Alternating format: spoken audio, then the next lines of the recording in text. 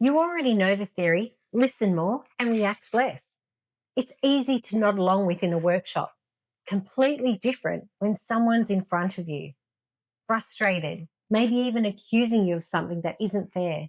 And every part of you wants to correct the record right now. This week isn't more awareness.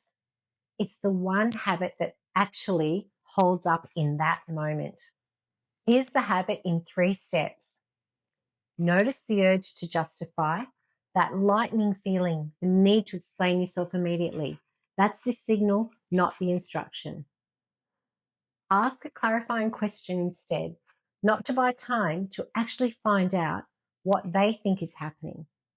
And respond with what they actually said, not what you assumed they meant. Most defensiveness is a reaction to an imagined accusation, not the real one. Simple to describe, genuinely hard to do in the moment. Let me show you what I mean.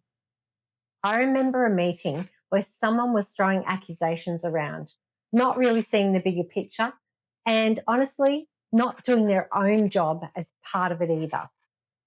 I felt myself getting really angry. The urge to stop them and clarify my position and get my point across was enormous. But I knew I needed to stop, take a breath, and ask questions instead. Here's the part that was genuinely hard.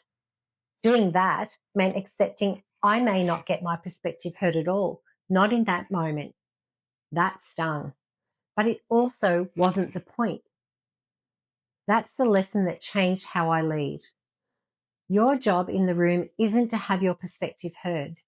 It's to be clear about the bigger picture you're building toward.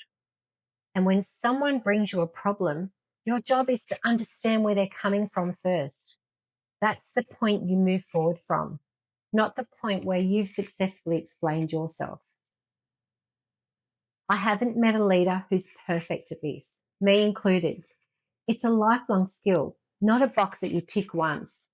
But once you understand the weight of the pause and what asking instead of explaining actually does to a conversation, it changes how people respond to you. Not because you've said less, because you've understood more before you speak. Next time you feel the pull to defend your point of view before you've understood theirs, that's the moment. Not before it, not after it, right there. If you want a clearer read on where this pattern shows up for you, the Leadership Mirror takes 3 minutes and the link's below.